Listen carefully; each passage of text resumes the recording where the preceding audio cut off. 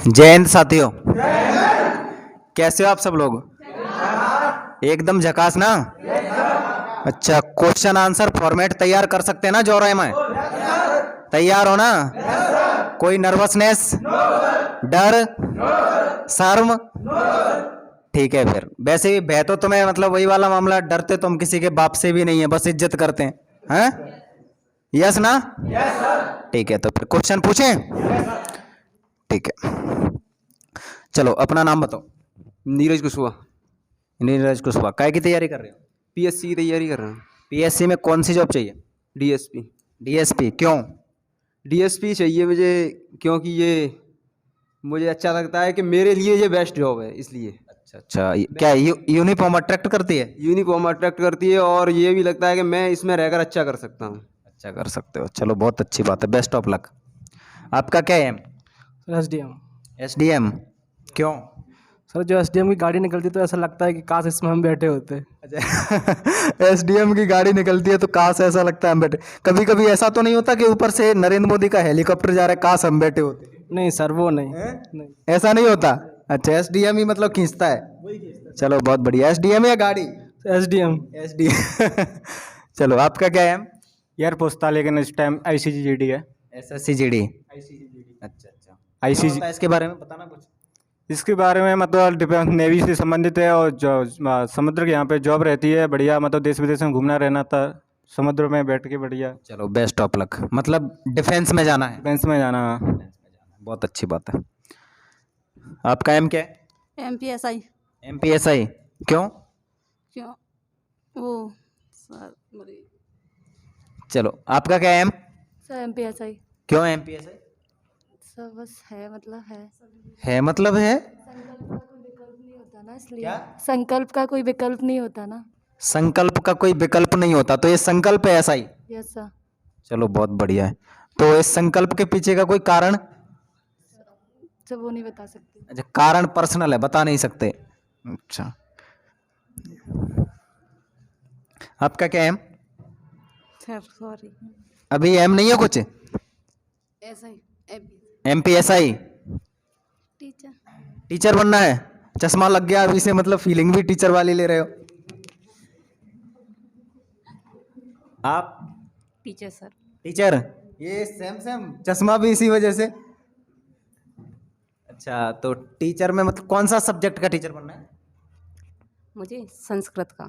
संस्कृत का टीचर? अरे भाई गॉड, ये तो ताली बजाओ यार। हैं?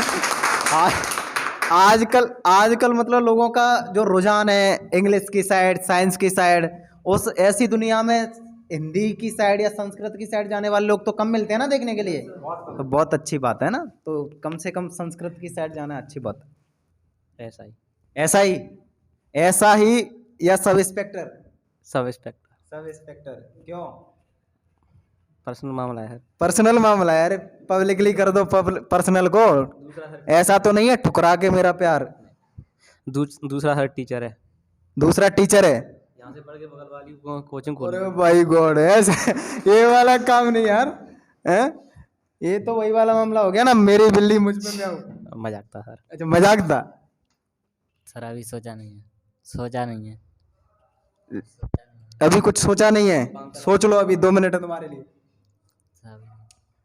Indian army. इंडियन आर्मी, वो सॉन्ग है ना, वो सुनते हो कि नहीं सुनते हो? Feeling proud Indian army. सुनने से वैसे कुछ होता नहीं।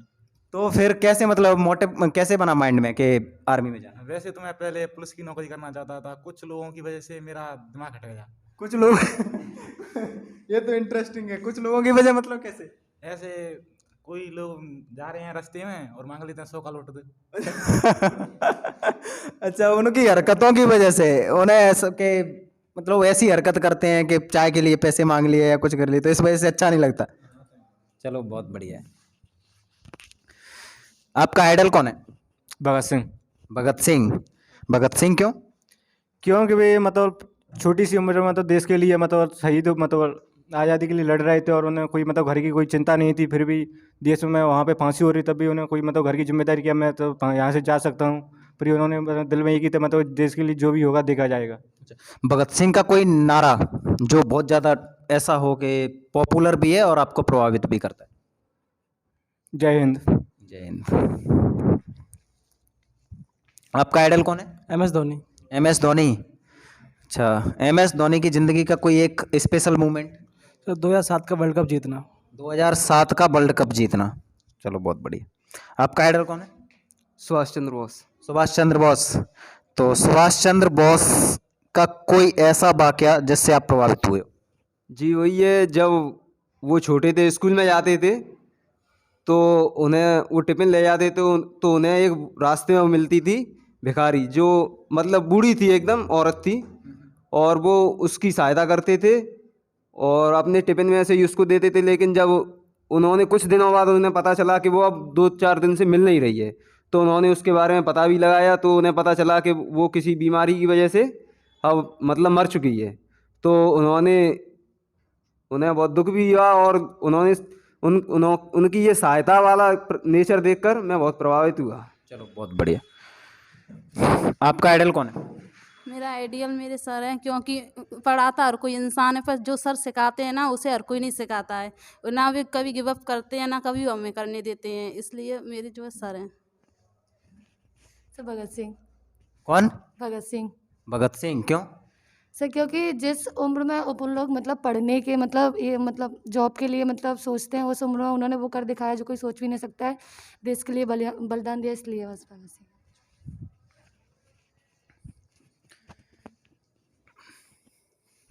आप लोगों से मैं क्वेश्चन पूछ सकता हूं कुछ? तैयार हो ना? ठीक है, तो कुछ क्वेश्चन फैक्चुअल क्वेश्चन होंगे, कुछ डिस्क्रिप्टिव क्वेश्चन होंगे, कुछ क्वेश्चन पर्सनल भी हो सकते हैं। कोई दिक्कत तो नहीं है ना? चलो ठीक है। तो विश्व में महाद्वीपों की संख्या कितनी है? 7 महाद्वीप। 7 महाद्वीप। कौन कौन से हैं? ऑर्डर से बताना है। एशिया, अफ्रीका, उत्तरी अमेरिका, दक्षिणी America, Europe, ocean, Australia. Ocean Australia एक ही है। ठीक है, ये बताओ जनसंख्या की दृष्टि से सबसे बड़ा महाद्वीप कौन सा है? एशिया। एशिया। जनसंख्या की दृष्टि से सबसे छोटा महाद्वीप कौन सा है? ऑस्ट्रेलिया। ऑस्ट्रेलिया। अंटार्कटिका, जहाँ पे कोई रहता ही नहीं है। अंटार्कटिका। ठीक है,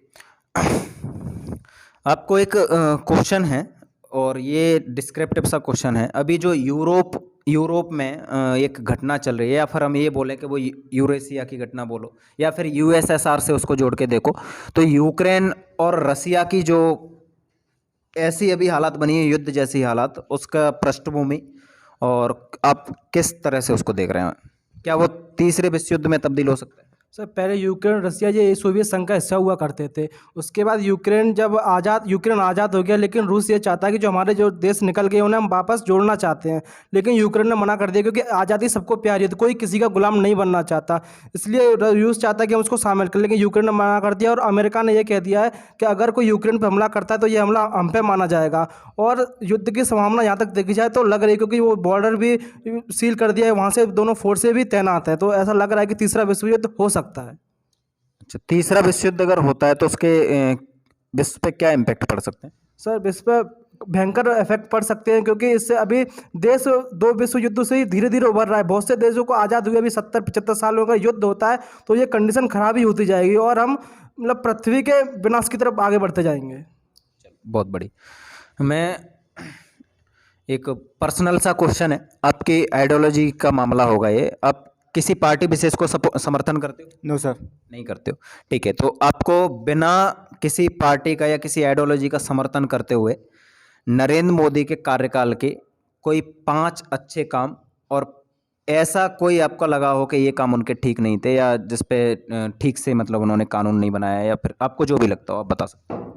नरेंद्र मोदी ने मतलब देश विदेश घूमते रहते हैं, जिससे मतलब अपने देश की मतलब सुरक्षा भी रहती है और मतलब संबंध भी अच्छे होते रहते हैं तो बहुत से देशों से, तो अच्छा भी है। और बुरे मतलब जिन्होंने कृषि कानून किया था वो अब तो खैर रिटर्न ले लिया, तो अच्छा नहीं, पहले तो वो गलत ही था किसानों के लिए। हाँ, तो ये तो एक एक हुआ, और बताओ। और सॉरी। चलो कोई बात नहीं। APJ अब्दुल कलाम के बारे में जानते हो? सब लोग जानते हैं ना APJ अब्दुल कलाम के बारे में? ठीक है, तो APJ अब्दुल कलाम की जिंदगी का कोई एक वाकया या फिर ऐसा कोई मोमेंट जिसकी वजह से लगा हो, एक आपने टर्म सुना होगा कभी कि जैसे लोग बोलते हैं कि मुस्लिम आतंकवादी होते हैं, तो एपीजे अब्दुल कलाम भी मुस्लिम थे। तो फिर एपीजे अब्दुल कलाम मुस्लिम थे, तो अब कौन सी बात मतलब ठीक मान लें? ये जो लोग बोलते रहते हैं कि मुस्लिम आतंकवादी होते हैं, आतंकवाद का किसी धर्म से कोई लेना देना नहीं है, आप बताओ। नहीं सर, ऐसा नहीं पता सर। ऐसे सर ये कोई वो नहीं है। जो इंडिया में है, जो युद्ध हुआ था अपने से, इंडिया और पाकिस्तान अलग अलग हुए थे। जो पाकिस्तान में चले गए वो पाकिस्तान के, जो इंडिया में रह गए वो मुसलमान, वो तो इंडियन ही हुए। पर ऐसा कुछ नहीं है कि कोई मुसलमान हो वो आतंकवादी ही हो। एपीजे अब्दुल कलाम की बात कर रहे थे हम। एपीजे अब्दुल कलाम की कोई बात ऐसी जिससे लगा हो कि नहीं यार ग्रेट पर्सन? नहीं सर, वो ऐसा था जब यूएसए ने उन्हें, नासा वालों ने ऑफ़र किया कि आप क्या आप वहाँ पर साइकिल से ले जाके मिसाइल लॉन्च करते हो, आप यहाँ आओ हमारे देश में, हम आपको पैसा भी देंगे, अच्छी सुविधा देंगे, रहने के लिए घर भी देंगे, गाड़ी भी देंगे, आप यहाँ पे आओ। सर उस एपीजे अब्दुल कलाम सर ने ये कहा कि नहीं, मैं वहाँ पे नहीं आऊँगा। मैं क्या करूँगा? ना मेरी शादी हुई, ना मेरी बीवी है, ना बच्चे हैं, मैं पैसे का क्या करूँगा? मैं अपने देश में रह के अपने देश की सेवा करूँगा। बहुत बढ़िया, ताली बजाओ, शानदार सन। तो एपीजे अब्दुल कलाम पे बहुत सारे लोग जो आजकल अराजक तत्व पैदा होते जा रहे हैं, उनके खिलाफ टिप्पणी करना या कुछ भी करना, ये वो ग्रेट पर्सन है जिन्होंने ये बोल दिया कि मेरी शादी मिसाइल से हुई है। और उन्होंने जो मिसाइल सबसे पहले भारत में बनाई, या जिन्हें मिसाइल मैन के नाम से भी जानते हैं एपीजे अब्दुल कलाम को, वो मिसाइल पाकिस्तान के लिए बनाई थी। तो किसी भी हालत में यहाँ पर रहने वाला कोई भी मुस्लिम बच्चा आतंकवादी नहीं, बल्कि वो इस देश का सच्चा नागरिक और सच्चा मूल निवासी है। उसको हम किसी भी हालत में, हम सब लोग भाई भाई हैं। तो ये जो धार्मिक उन्माद फैलाते हैं या धर्म के आधार पर लड़ाने की कोशिश करते हैं, वो उन लोगों का मैं कड़ा विरोध करता हूँ। और सब लोगों से बोलूँगा भी कि ना तो हम लोगों की कोई जाति है, ना कोई धर्म है, ना कोई क्षेत्रवाद, ना कुछ भी। हम लोगों का सिर्फ एक ही बात है, हम इंसानियत और भाईचारे का रिश्ते से मतलब रखते हैं। सिंधु घाटी सभ्यता, सिंधु घाटी सभ्यता के बारे में बताना है। सिंधु घाटी सभ्यता प्राचीन सभ्यता है, जो एक नगरी सभ्यता की नगरी सभ्यता थी। उसमें वो प्राचीन सिंधु सभ्यता में महिलाओं को उतना ही अधिकार दिया जाता था जितना पुरुष को अधिकार दिया जाता था। सिंधु घाटी सभ्यता जिसके प्रमुख कालीबंगा, हड़प्पा, मोहनजोदड़ो, ये इसके प्रमुख क्षेत्र थे। बहुत बढ़िया, शानदार। चलो आप बताओ वैदिक काल के बारे में।